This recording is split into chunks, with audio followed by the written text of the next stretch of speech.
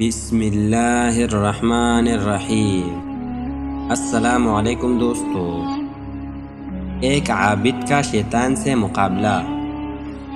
اپنی کتاب احیاء العلوم میں حضرت امام غزالی رحمۃ اللہ علیہ نے ذکر کیا ہے کہ کسی جگہ ایک نہایت عبادت گزار شخص رہا کرتا تھا۔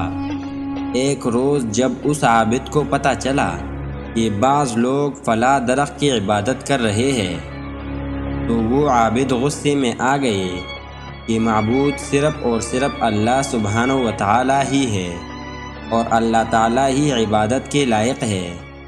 چنانچہ وہ عابد نہایت غصے میں اس درخت کو کاٹنے کے ارادے سے اس طرف چلا ہی تھا کہ شیطان انسانی شکل بدل کر راستے میں اس عابد سے ملا اور کہنے لگا، اگر تو نے اس درخت کو کاٹ بھی دیا تو لوگ کسی اور کی پوجا کرنے لگیں گے، لہٰذا تم اپنی عبادت میں مصروف رہو اور اس درخت کو مت کاٹو۔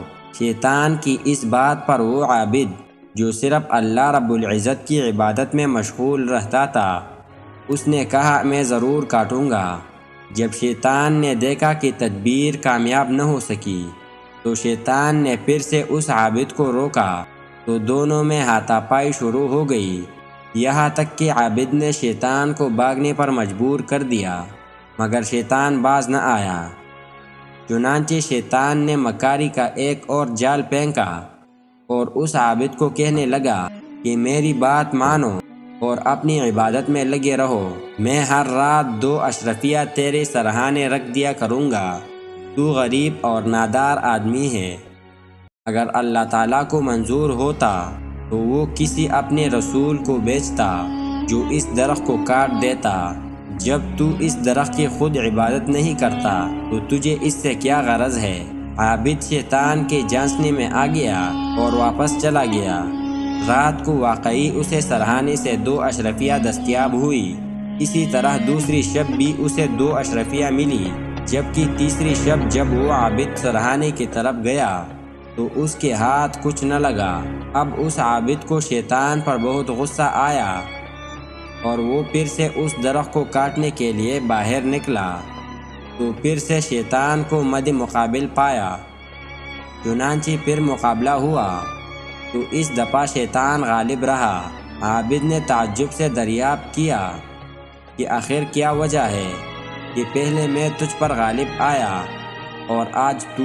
عابد کی بات سن کر شیطان بولا، اس دن تو اللہ تعالیٰ کے لیے مجھ پر غضبناک ہوا تھا اور مجھ پر غالب آ گیا تھا، مگر آج تو محض 2 اشرفیوں کے لیے گھر سے نکلے، تیری نیت صاف نہیں تھی۔ آج تو صرف اپنے فائدے کے لیے گھر سے نکلا تو میں تجھ پر غالب آ گیا۔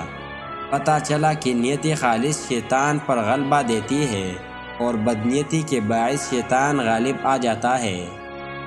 پیارے دوستو، ہمیں ہر نیک کام صرف اللہ تعالیٰ کی رضا کے لیے ہی کرنا چاہیے، کیونکہ نبی کریم صلی اللہ علیہ وآلہ وسلم نے فرمایا، اعمال کا دار و مدار نیتوں پر ہے اور ہر شخص کے لیے وہی کچھ ہے جس کی وہ نیت کرے گا۔